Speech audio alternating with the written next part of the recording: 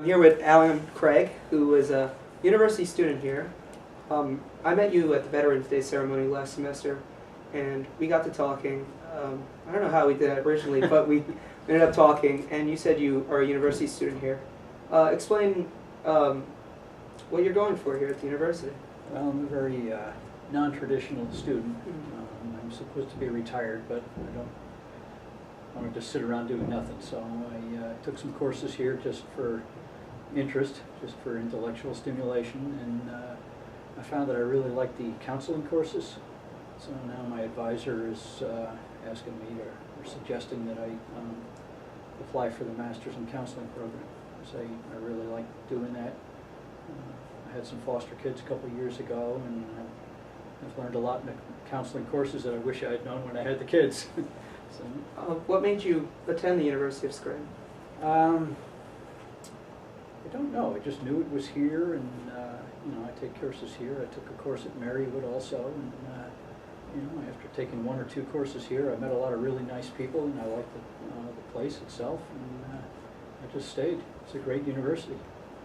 We talked last semester. This isn't your first degree No. that you've gone after. Can you explain a little bit other degrees that you've gone after? Well, I'm a retired engineer, but I had my engineering studies interrupted by military service. I was drafted during the Vietnam era, and when I got out of the military, by then I was married and had a couple of kids and was raising a family, so it took me a while to go back to school.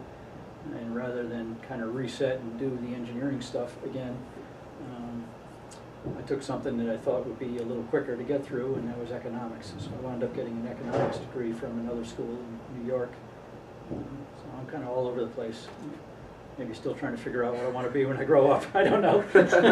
You said your schooling was interrupted by the war. Can you speak about what you actually did in the war and how you were drafted? Yeah, it was during the Vietnam era. They were drafting guys left and right. And I had a student deferment, but then they stopped doing those, and they had a lottery system. So it didn't matter whether you were still in college or not. If your number came up, you went.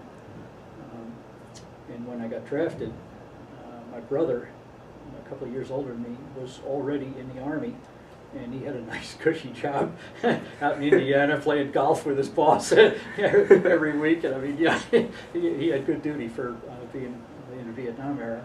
And I figured, well, if they saw another person with my last name come around, they'd ship me straight to Vietnam, and I'd probably drown the first time we tried to cross a river with carrying a heavy pack. So I asked if I could go in the Navy instead, and he said yes. So, but the only thing the Navy had available at the time was nuclear submarines. And I said, okay, that sounds cool, and I wound up in the submarine service for 8 years.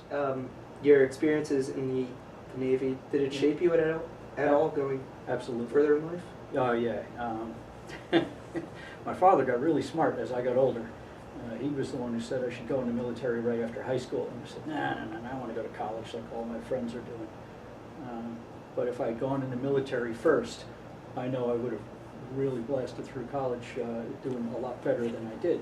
And I think that's true for a lot of people. The military taught me how to teach myself. They taught me discipline and how to put up with uncomfortable situations and not bellyache about it. And now I see stuff that bothers a lot of people, and I just say, that's nothing. You've lived in a few places. We lived not too far in New Jersey. Mm-hmm. Can you talk about all the different places you lived in and how you ended up moving all over the place? Well, sure. I was actually born in New York, in Bronxville. But my family moved to New Jersey when I was very young, probably 3 or 4. And I grew up in Chatham. And then when I went away to college and then in the Navy, when I came back from the Navy, I lived a little bit farther west from Chatham, and I joked that I kept moving 10 miles farther west about every 10 years, and then everybody would follow me, so I'd move another 10 miles, and I keep saying I'm going to die in Iowa at this rate.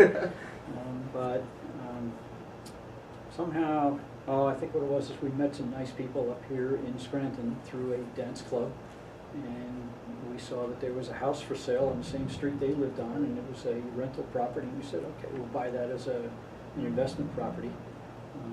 And then I lost my wife a few years ago to cancer, sadly, So when that happened, I said, well, I'll move up to our rental property in Scranton and fix the place up, and then my daughter and her new husband could move into our house in New Jersey, which now is in Highbridge in Hunterdon County, a little farther west, out by the Delaware River. So I came up here temporarily about 3 years ago, and I like it. Scranton is actually a pretty cool place. I know people bellyache about it, but everybody complains about where they are. They think it's better someplace else.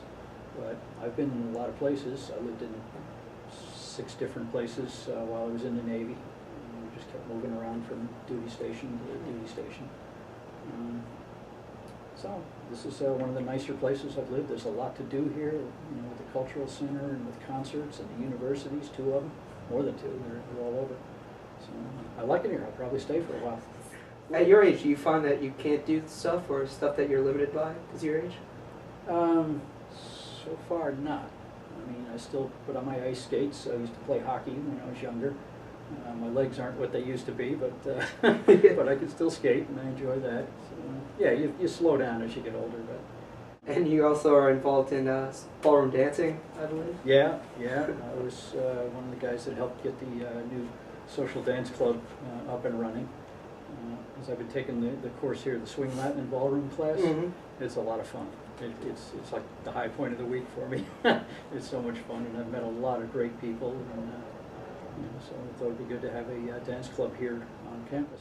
I got to tell you, college these days, you asked me earlier if there's a difference between when I first went to school and now. Nowadays, everybody is so much busier. There's all kinds of extracurricular activities. People are in clubs and organizations, and they're doing internships and working and taking classes, and it just seems like everybody's going 90 miles an hour all the time. So I haven't really had time to sit down and just chit-chat with a few people. Although a few of them over in the Women's Center, we do get some nice conversations going sometimes. How do you like working in the Women's Center? I love it. Great people.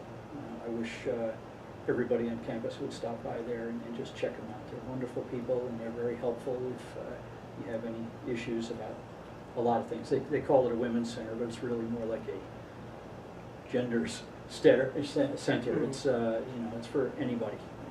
What's your role at the Women's Center? They need something carried, moved, whatever. Whatever they need, that's what I'm available to do.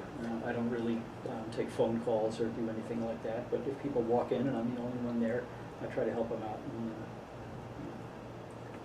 That kind of thing. yeah, steer them to the, you know, or make an appointment, have them come back. But you said, or you showed me before at the interview, your card that had your business card. You said you're not really retired. yeah. Speak about your career as an engineer. What did you exactly do? Well, I studied mechanical and electrical engineering, and when I went in the Navy, I went to nuclear power school, so I was a nuclear power plant operator and supervisor. So when I got out of the Navy, I got a job as a supervisor of a big power plant for a large pharmaceutical company. They had about 20 buildings on a campus about the size of the university here. It was a central power plant, so we made a lot of steam and chilled water and utilities for all those buildings. So I've been in the power-related end of things for many years, but then I kind of fell into construction because as part of that responsibility we had to expand the power plant as more buildings were built and install new boilers, and so I got to be a project manager for construction. And then I started my own construction company and built homes for a living for about 25 years. So I like doing just general construction, built roads and sewer systems, and built the houses themselves. What interested you most about working in nuclear energy? Did you find it dangerous at all? I didn't think about it. I was young. You don't think about stuff like that. It was hard work. We worked long shifts, and sometimes it could be really hot in an engine room on the ship, or in a boiler room it can be 120 degrees and steamy and really uncomfortable, and other times you're cold, and when you're out at sea on a ship, even though it was a submarine, it would still rock around when we were in heavy seas and people were seasick all the time, and that's kind of miserable. But it was actually very interesting work, and I like working with machinery. I've been a car guy for years. I've taken apart a lot of cars and reassembled them in some fashion or another. Do you collect cars at all? I don't collect them, but I like working on them. Not so much like I used to, but How'd you get into cars itself? Everybody did. When you were a teenager in my generation, everybody had some old piece of junk car. My first one I paid $60 for. It was an old Buick, and I loved it. I still miss that car. It was great. But we always were working on cars, and then I got into sports cars and doing rallying, and I went to race car driving school, and just fun stuff. I don't know, I just like machines. So you were a licensed driver then? For what? For, you said racing itself? No, I never actually got a racing license. I just went to the school just to see what it was like, and it was fun, but it takes big money to race, and I didn't have the money Do to. you still advise as an engineer? I do consulting engineering work as a professional engineer, and my specialty as of the last probably 5 or 6 years is renewable energy systems, particularly geothermal heat. So I've installed some of those systems and retrofitted them to people's homes, where they don't have to spend so much on oil and gas, because we can extract heat right out of the ground to heat the house in the winter, and then we can put the heat into the ground in the summer so they can get air conditioning almost for free. Wow. It's a great field to get into. I think it's going to be there's going to be a lot of future growth in the industry, because it's very environmentally friendly. It doesn't do anything to pollute the air or water or anything. You just get free heat, basically, from the sun. And finally, what do you see yourself doing going forward?